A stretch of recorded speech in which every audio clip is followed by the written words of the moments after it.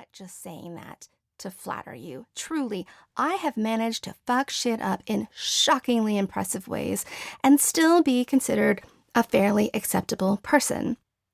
In some ways, I have actually made it my living, and because I am so good at being publicly terrible, other people feel comfortable telling me about how awful they are at being an adult, and then I try to top them with, "Oh, you think that's bad?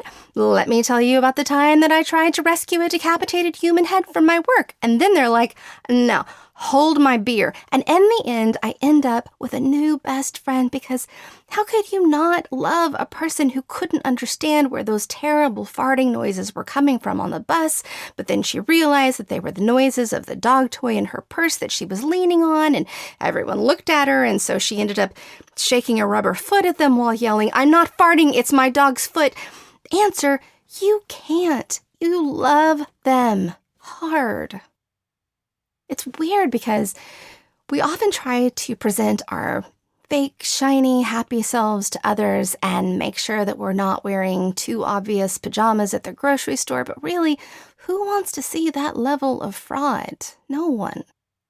What we really want is to know that we're not alone in our terribleness.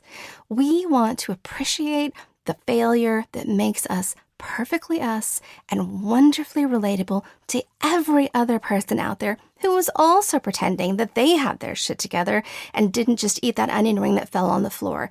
Human foibles are what make us us, and the art of mortification is what brings us all together. A lot of people read my books because they love to laugh about all the terrible things that you maybe shouldn't laugh about. And I hope that you find this book just as funny, but there's some really serious and raw stuff in here too, mostly related to my battles with mental illness. If I could choose the themes of my life, I assure you this book would be all about my successful otter rescue and how I became a sexy vampire who is not allergic to dairy, but we don't get to pick who we are. I am still just as broken as I was before, but with better stories and a little more insight into just how fucked up I really am.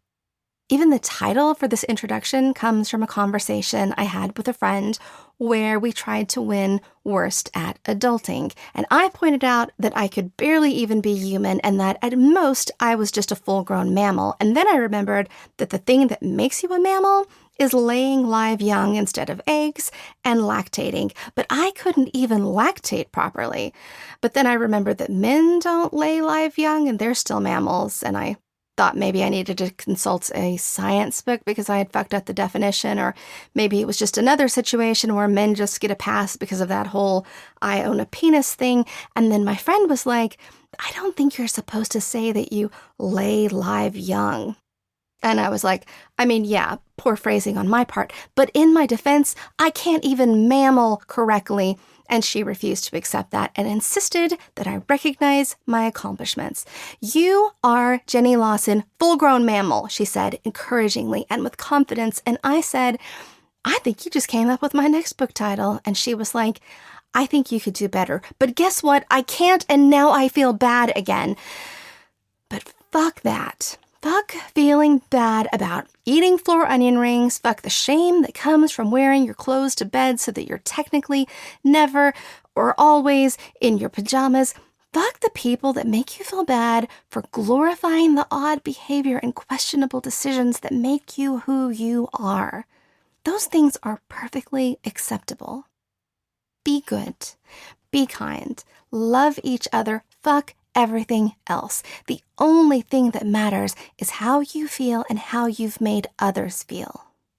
And I feel okay for the moment, and I make others feel okay by being a barometer of awkwardness and self-doubt.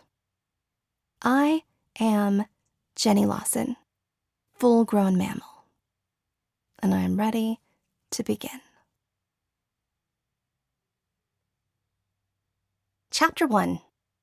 I already forgot I wrote this. I don't remember the first time that I noticed I was losing my memory.